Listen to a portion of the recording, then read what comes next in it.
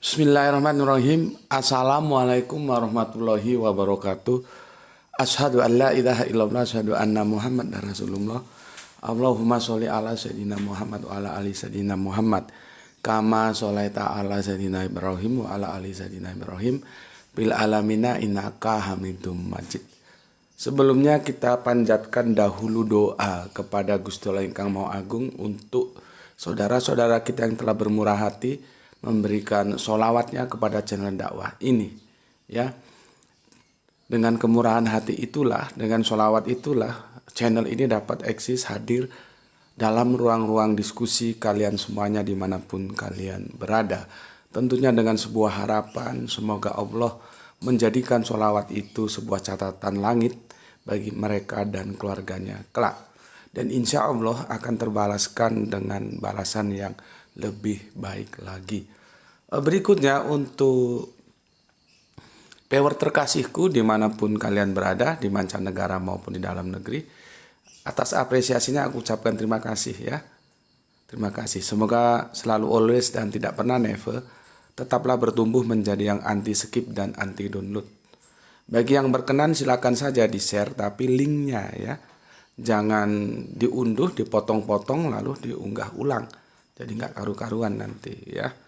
Berikutnya juga semuanya aku nggak bisa sebut kalian satu persatu. Aku ucapkan terima kasih matur nuwun atas doa-doa baiknya dan aku berdoa kepada Gusti Allah ingkang Maha Agung. Semoga kebaikan doamu untukku itu juga dicurahkan kepadamu. Semoga doa-doa kita menjadi doa-doa yang diijabahi oleh Gusti Allah ingkang Maha Agung. Amin amin ya rabbal alamin. Duha kali ini aku akan membayar hutang ya. Kemarin aku menjanjikan untuk saudara kita yaitu Kang Mas Muhammad Bintang Ramadan yang dari Kemayoran ya. Kamu banyak bertanya, tidak apa-apa, aku akan jawab menurut kepentingannya tentunya. Tetapi aku mau apa yang aku jelaskan itu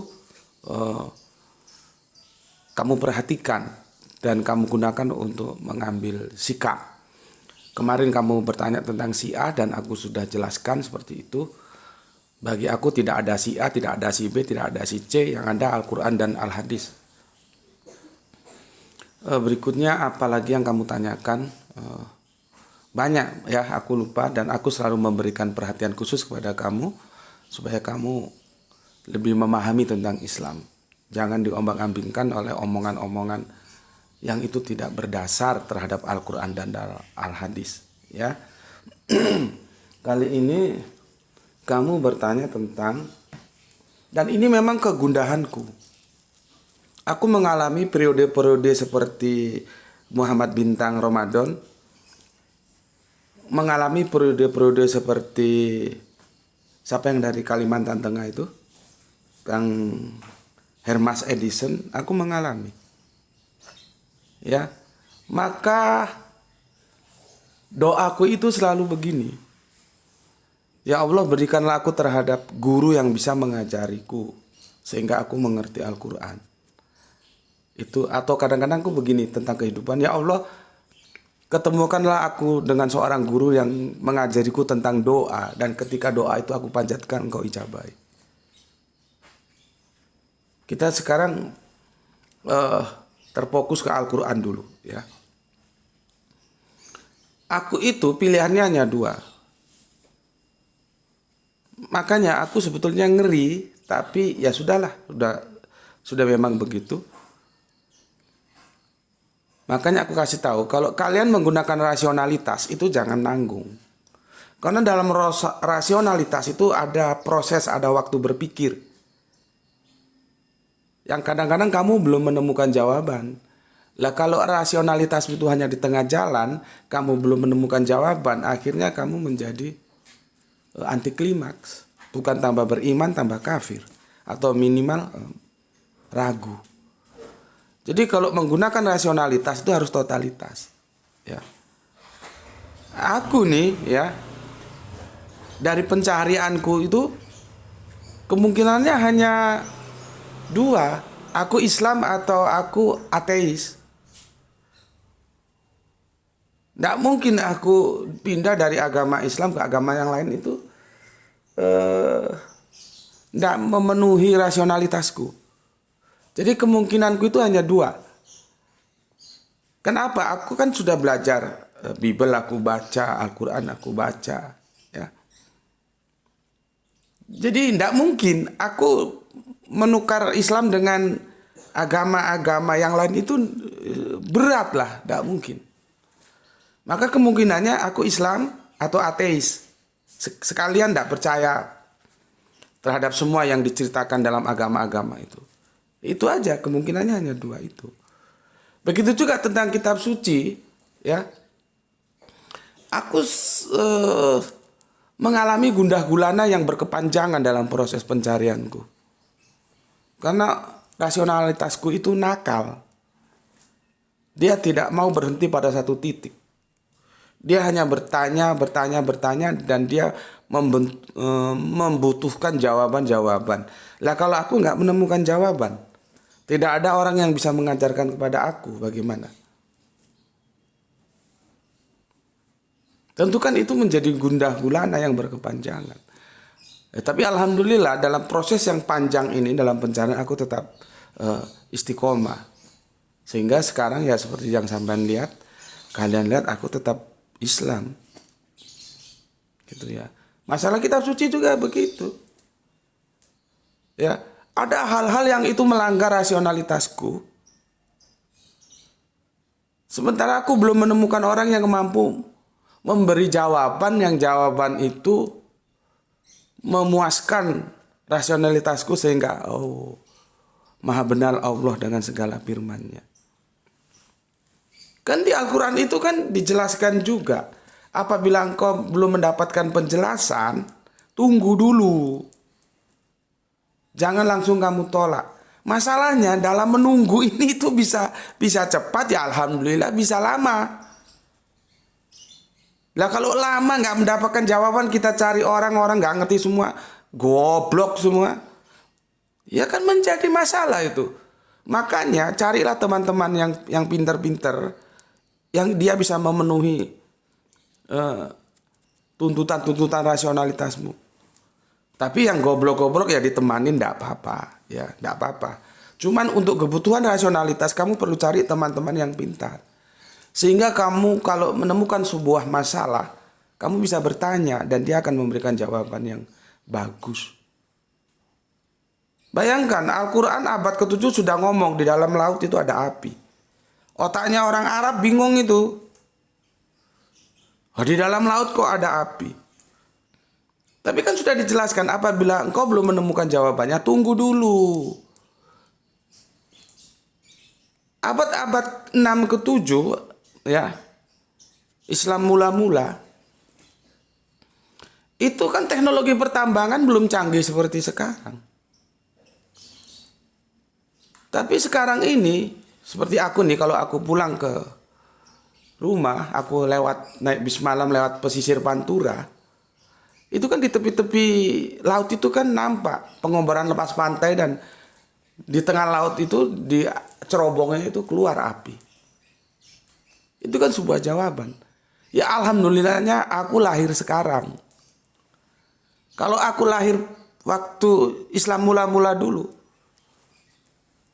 kalau ketemu Rasulullah sih enak langsung tanya kepada Rasulullah. Tapi setelah era sahabat dan kesini, gimana? Ya. Dan aku dulu, ya, yang menjadi gundah gulanaku berkepanjangan itu tentang kami, diksi kami. Itu lama aku mendapatkan jawaban. Bukankah rasionalitasku mengatakan Allah itu harus tunggal? Harus tunggal. Jadi kalau Allah itu tidak tunggal, mau diakal-akali pakai Tritunggal misalnya, sulit. Akal sehat itu sulit menerima. Maka Allah itu mau tidak mau harus tunggal. Dan ternyata Quran surat Al-Ikhlas juga menyatakan demikian. Allah harus tunggal. Ya, berarti klop antara rasionalitasku dengan Quran surat Al-Ikhlas dan di surat-surat lainnya. Karena Allah itu biasa dikatakan dengan Ahad dan Wahid. Yang aku sudah jelaskan apa itu Ahad, apa itu Wahid. Masalahnya dalam menggunakan kata ganti, Allah itu menggunakan diksi kami. Loh, ini kan jamak. Ini kan jamak. Gimana ini? Itu prosesnya lama aku bisa mendapatkan jawaban. Bahwa kami itu memang punya dua polisemi, yang satu menunjukkan kuantitas, berarti dia jamak, tapi yang satu menunjukkan sebuah majestik, keagungan. Jadi ketika dia disandarkan kepada Allah, pribadi yang agung ini, itu menyatakan keagungannya. Kami, bukan menyatakan kuantitasnya jamak, bukan. Selesai jawaban dan aku terima Al-Quran. Tapi itu kan prosesnya panjang.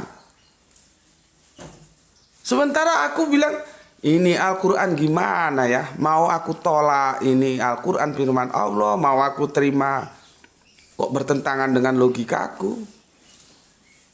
Itu pergumulan-pergumulan panjang yang aku alami sejak dulu. Maka kalau aku baca sekilas apa yang dialami oleh Muhammad Bintang Ramadan, tapi sekali lagi aku ingatkan, kalau kamu tanya aku ajarkan, harus kamu pahami. Jangan kamu banyak tanya saja tapi nggak kamu pahami, tak tempeleng kepalamu. Untuk apa kamu bertanya kalau nggak kamu pahami? Nanti menjadi warna kehidupanmu. Ya, begitu juga Kang Hermas Edison, itu kan gundah gulana kalau aku lihat dari komentar-komentarnya. Ini kok begini cara jawabannya. Dari dua sahabat kita ini, mereka adalah sahabat-sahabat kita yang memerlukan orang-orang yang mampu menjelaskannya. Dan aku mengalami fase-fase seperti itu. Sekarang kita masuk ya ke pertanyaan saudara kita Muhammad Bintang Ramadan. Kan pertanyaannya begini. Assalamualaikum Gus, Kemayoran selalu hadir. Izin bertanya, Quran surat An-Nur 26. Wanita-wanita yang keji hanya untuk laki-laki yang keji. Dan laki-laki yang baik, ya. Aku ulangi. Quran surat An-Nur 26. Wanita-wanita yang keji hanya untuk laki-laki yang keji. Dan laki-laki yang keji hanya untuk wanita-wanita yang keji pula. Dan wanita-wanita yang baik adalah untuk laki-laki yang baik. Dan laki-laki yang baik adalah untuk wanita-wanita yang baik pula.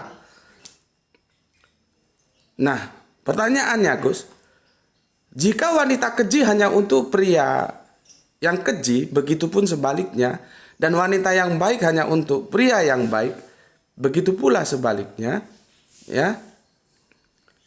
Pertanyaannya, ya, atau pertanyaan saya, kenapa Nabi Nuh dan Nabi Lut yang baik bisa mendapatkan wanita yang buruk, Gus? Mohon pencerahannya. Assalamualaikum warahmatullahi wabarakatuh. Sama, dia mendapatkan kegundahan. Kalau aku lebih radikal dulu, seperti yang aku telah ceritakan. Aku mau tolak ini Al-Quran firman Allah, aku mau terima, tidak memuaskan rasionalitasku. Dalam kondisi-kondisi seperti ini, kita perlu mencari orang yang bisa menjelaskan kita tentang Al-Quran. Karena Al-Quran itu sudah terkunci, ya, menjadi perjanjian terakhir yang aku sering sebutkan pada kalian. Dia perjanjian kita hamba kepada Allah. Nah, kita mau tolak gimana? Mau terima tapi rasionalisku nggak mampu menerima. Maka pada kondisi seperti itu, kita perlu orang-orang yang mampu menjelaskannya. Nah, untuk mencari orang-orang yang mampu menjelaskannya ini yang repot. Kadang-kadang ada orang yang goblok mainnya main dogma saja. Orang-orang seperti aku itu tidak bisa didogma. Aku kalau ngaji sama guruku, jangan coba-coba sekali dogma aku ya, Gus. Jangan. Jelaskan secara rasionalitas. Kalau itu ketemu rasionalitasnya, jenengan nggak usah suruh, aku akan tunduk. Tapi kalau Anda dogma, aku akan melawan. Jadi guru-guru Al-Quran itu tahu siapa aku. Mereka tidak mau dan tidak pernah dan tidak berpikir untuk mendogma aku, tapi dijelaskan. Nah kalau sudah dijelaskan masuk rasionalitas, nggak usah disuruh pun aku sudah dengan sendirinya akan memegang itu menjadi sebuah kebenaran. Nah ini sebetulnya pertanyaan dari Muhammad Bintang Ramadan aku jawab dalam tempo 5 menit selesai. Selesai 5 menit. Cuman aku tidak mau begitu. Aku ingin memberikan paparan yang itu akademis, sistematis, supaya kalian mengerti pijakan-pijakan rasionalitasnya. Ya. Ini saudara Muhammad Bintang Ramadan, saudara kita ini mengambil contoh langsung ke Nabi. Ya. Nabi Lut dan Nabi Nuh yang mendapatkan wanita yang buruk, Gus. Ya. Oke.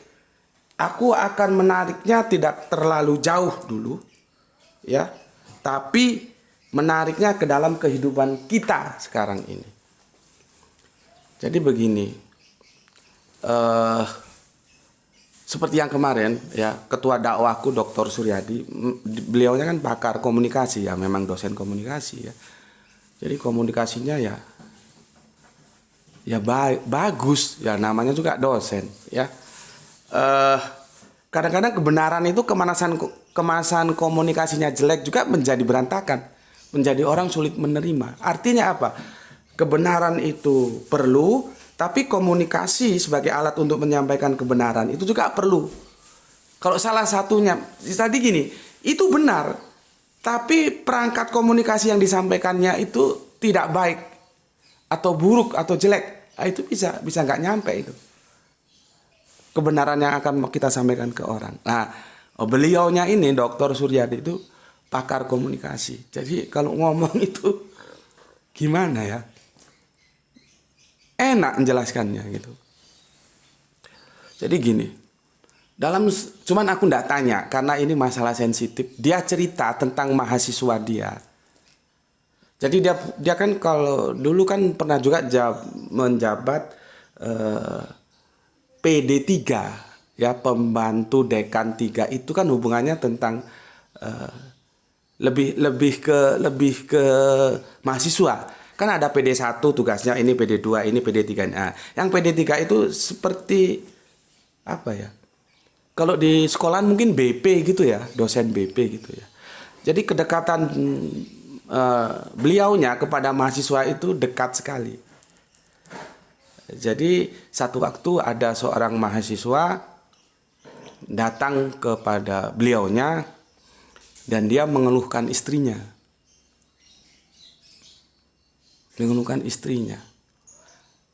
Jadi begini, si mahasiswa itu menuntut ayat ini. Bukankah wanita keji untuk laki-laki keji, wanita buruk untuk laki-laki buruk? Begitu juga sebaliknya, laki-laki buruk untuk wanita buruk, terus laki-laki keji untuk wanita keji. Gitu. Menuntut itu, dan nggak salah toh, dia sebagai Islam, dia menuntut apa yang disampaikan Al-Quran. Dia datang kepada Dr. Suryadi itu dan menjelaskan istrinya begini, padahal saya begini, kok saya dapat yang begini. Itu loh. Dia nuntut. Apakah dia salah menuntut? Oh tidak. Al-Quran mengatakan demikian kok. Seperti kanjeng Nabi Nuh, kanjeng Nabi Lut. Dia punya hak untuk nuntut. Kenapa saya dapat perempuan bejat seperti ini? Ya Allah.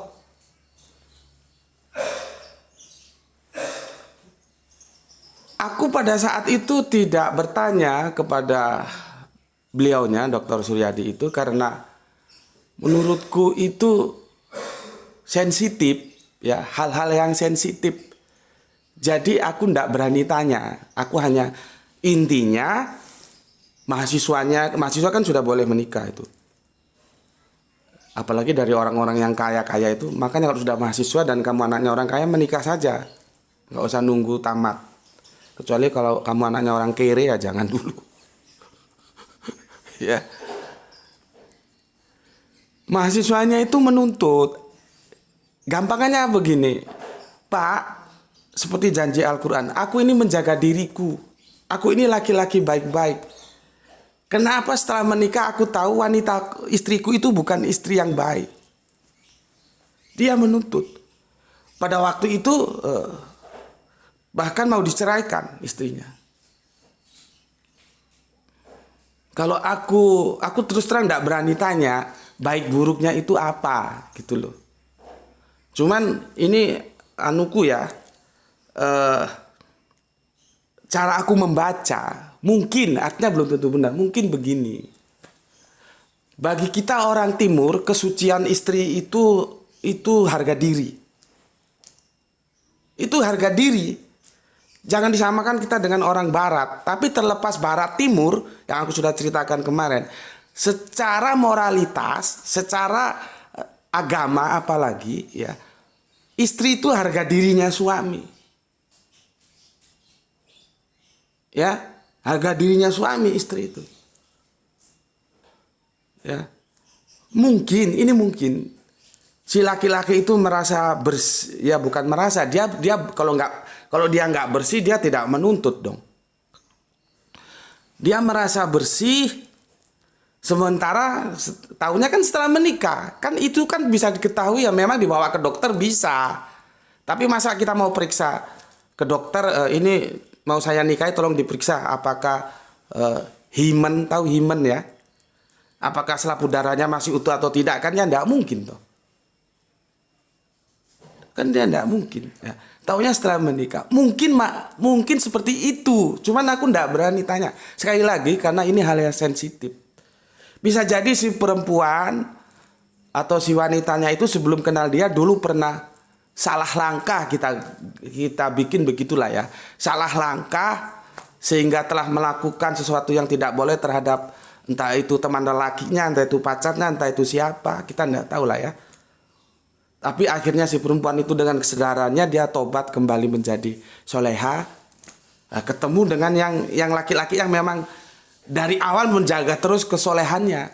Nah, setelah menikah loh kok aku dapat yang begini. Gitu. Nah, terus ketika begitu Dokter Suryadi itu hampir sama dengan aku ketika seperti gini. Contohnya begini.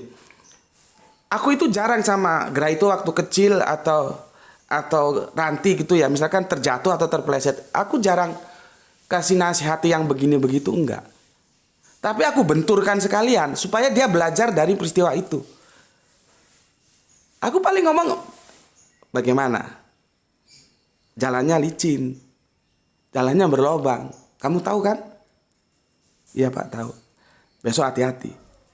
Aku hanya ngomong gitu aja. Jadi kalau dia jalan lagi di situ tak carnoy sampai dia kebentur dan dia belajar dari kebenturan itu. Aku sering menggunakan metodologi seperti itu. Jadi memang nggak ngemong itu apa ya bahasa Indonesia ngemong itu nggak ngerti aku apa, nanti tanya sama kawanmu yang Jawa itu ngemong itu apa. Aku tidak begitu. Begitu juga Dokter Suryadi itu ketika dia ngomong Pak ini istrinya kan niat mau diceraikan karena mendapati keadaan seperti itu. Dokter Suryadi nggak menghalangi, nggak. Tentunya diberi nasihat bla bla bla bla bla tentu ya. Tapi ketika itu nggak dibiarkan saja, biar nanti terbentur. Nah, akhirnya tidak lama kemudian si mahasiswanya ini kembali menemui Dokter Suryadi dan mengatakan dia mengurungkan niatnya dan dia tetap membina rumah tangga bersama istrinya itu. Lalu apa hikmah yang kita ambil? Dokter Suryadi menjelaskan kepada aku begini. Coba kamu pikirkan, kan boleh jadi istrimu itu cobaan terhadap kamu. Paham di sini ya? Boleh jadi istrimu itu cobaan terhadap kamu agar kamu mendidiknya lebih baik lagi. Nah kalau kamu ceraikan terus kamu tinggalkan, siapa yang mau mendidik dia?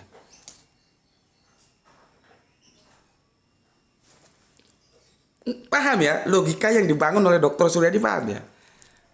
Boleh jadi istrimu itu cobaan bagi kamu. ya. Nah, setelah itu dia berterima kasih dan alhamdulillah akhirnya rumah tangganya damai seperti itu. Oke.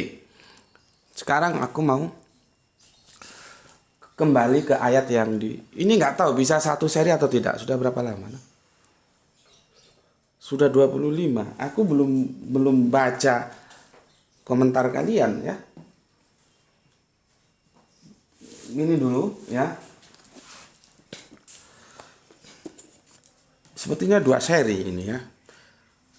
Karena aku kemarin sudah jawab, kalau kita ngerti statistik, kita akan mudah memahami ayat ini. Ya. Jadi begini, surat An-Nur ya, surat yang ke-24 ayat yang ke-26. Ya. Itu nggak bisa dipandang satu ayat aja tanpa menyertakan ayat-ayat lainnya ya. Wanita-wanita yang keji adalah untuk laki-laki yang keji, dan laki-laki yang keji adalah buat wanita-wanita yang keji. Dan wanita-wanita yang baik adalah untuk laki-laki yang baik, dan laki-laki yang baik adalah untuk wanita-wanita yang baik. Mereka itu bersih dari apa yang dituduhkan oleh mereka. Bagi mereka ampunan dan rezeki yang mulia.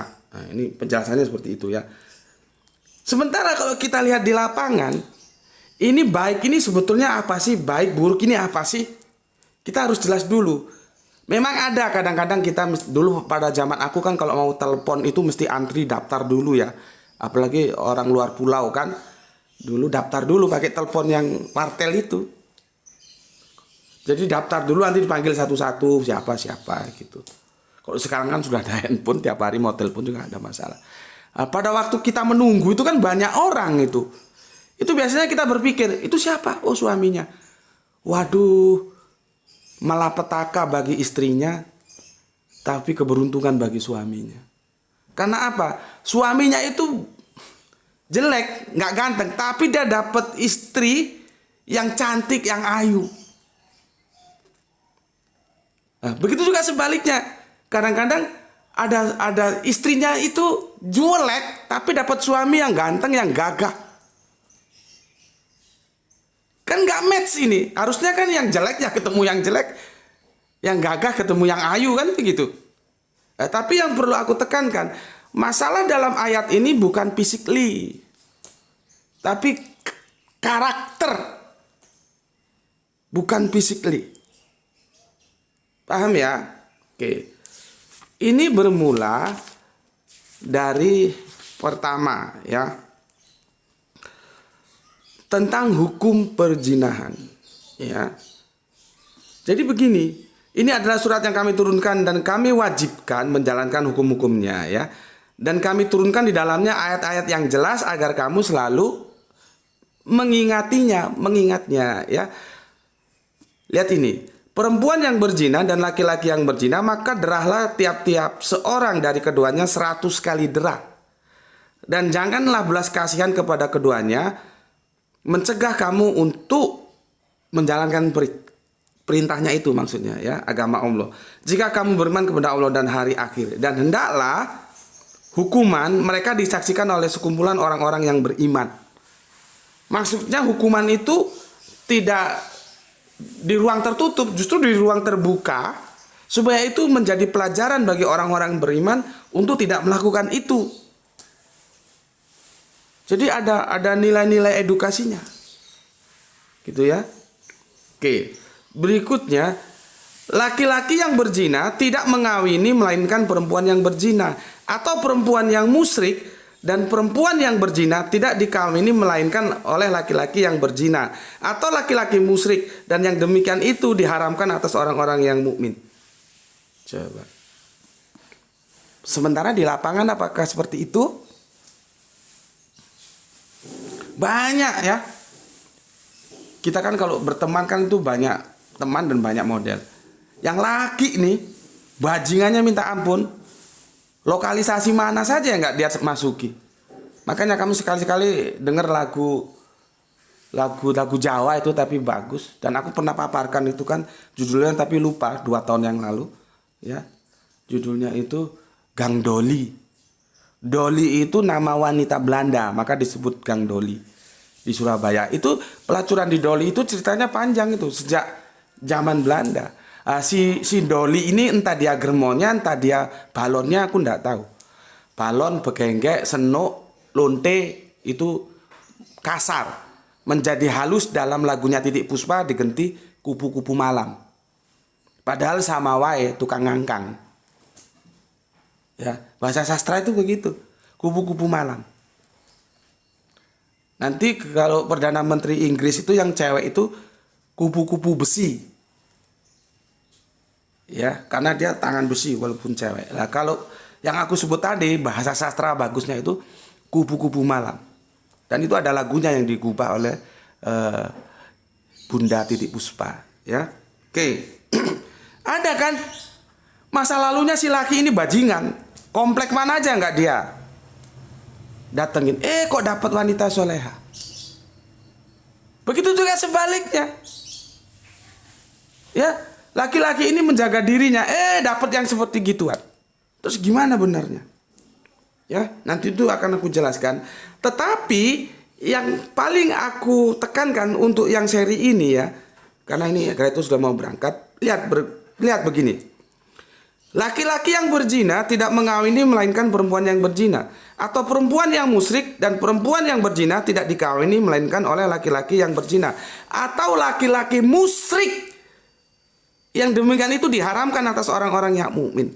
Pertanyaan gue sama elu nih, berapa tahun elu ngaji? Gue mau tanya, kenapa musyrik itu menjadi setara dengan berzina? Otak lu pakai. Lu selama ini ngaji kemana aja? Kenapa posisi berzina itu sama dengan musyrik?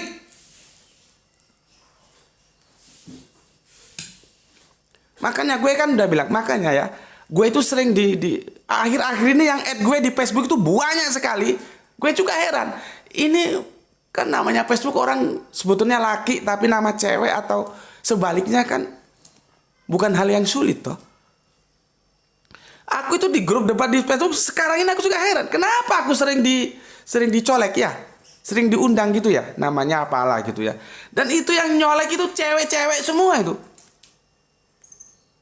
Padahal aku sekarang Facebook itu hanya untuk ya hiburan saja. Kalau dulu memang untuk dakwah lewat tulisan, sekarang setelah beralih ke YouTube, maka Facebook itu hanya untuk hiburan, untuk menambah teman gitu aja. Aku sudah kalau mau lihat dakwaku ya langsung aja ke YouTube, jangan ke Facebook. Gitu. Itu aku sering dicolek. Aku juga nggak tahu dari mana dia kenal aku. Karena itu nama-nama baru semua, bukan nama-nama seperti Mas Didi. Itu kita sudah berteman lama kan. Kalau yang colek aku itu teman-teman baru, yang aku belum kenal dan aku tidak pernah masuk. Karena apa? Aduh. Aku itu ingin diskusi yang berkualitas sehingga aku dapat ilmu. Kalau hanya yang nanti ujung-ujungnya saling hujat, untuk apa? Aku enggak mau. Makanya aku jarang masuk. Ya paling baca sekilas saja gitu. Ya. Nah, ini nih antara yang Kristen dan yang Islam ini kadang-kadang kalau sudah diskusi tentang oholiba, ini sama gobloknya. Yang dia berzina ke Mesir, jakarnya seperti jakar kuda.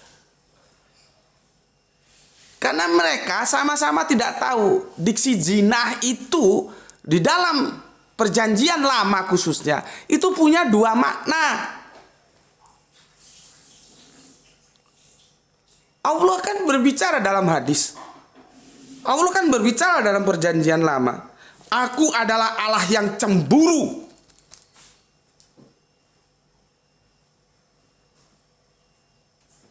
Ya. Aku adalah Allah yang cemburu. Hadisnya belum aku temukan, tolong carikan ya. Itu dideskripsikan oleh sahabatku yang semoga Allah merahmati tidur panjangnya, Ustadz Aresi ya. Itu begini hadisnya itu, bahkan cemburunya itu melebihi cemburuan seorang gadis apa seorang perawan gitulah. Aku lupa, tapi deskripsinya bahwa Allah itu Allah yang cemburu. Artinya jangan duakan dia. Kamu hanya sujud menyembah kepada dia saja, jangan membagi dengan kepada yang lain. Maka ketika engkau membagi persembahanmu, sujudmu, ibadahmu kepada yang lain, Berarti kamu telah mencampur, kamu sujud kepada Allah tapi sujud kepada yang lain Allah, entah itu putra, entah itu Roh Kudus, maka jatuhmu itu adalah persembahan-persembahan seperti itu yang kamu berikan kepada sosok di luar Allah itu sendiri, itu sama dengan berzina. Ngerti kau? Jadi diksi berzina dalam perjanjian lama itu tidak serta-merta dipahami berzina seperti perzinahan laki sama cewek, nggak begitu. Karena orang-orang yang melakukan syirik atau orang-orang musyrik, dia menyembah Allah, tapi menyembah juga selain Allah. Itu dikatakan pezina. Dan itu yang dilakukan oleh Oholiba di tanah Mesir. Tahu kamu sekarang, goblok pun biar hilang. Ini kadang-kadang diskusi yang Kristen ya ngono, yang Islam ya ngono. Makanya aku kalau dicolek-colek sama anjing-anjing menggonggong itu, aduh, sorry saja, sudah nggak level. Gue sudah meninggalkan hal-hal yang ujung-ujungnya saling celah, saling hina, saling enggak. Gue tidak butuh menang kalah. Yang gue butuh benar salah. Dan itu yang aku masukkan, aku ajarkan ke kalian supaya kalian tidak butuh lagi menang kalah, tapi yang kalian butuh adalah benar salah. Kemudian meninggalkan yang salah, memegang yang benar. Oke? Ternyata benar, ini tidak tuntas. Insya Allah besok akan aku jelaskan lagi di seri berikutnya. Berapa lama tuh sudah? 36. Karena itu mau berangkat sekolah. Maaf, mungkin besok ya komentar dari kalian yang masuk. Belum sempat aku baca ya. Kalau aku baca ini bisa bertambah lagi sementara waktu kita terbatas. Ya, oke. Aku juga masih bingung tajuknya apa ini ya. Tapi aku janjikan kepada saudaraku Muhammad Bintang Ramadan dan berikutnya kepada yang lain pun ya, tidak ada kegundahan dalam Al-Quran ini karena semua yang dinyatakan itu adalah kebenaran yang bersumber dari Allah.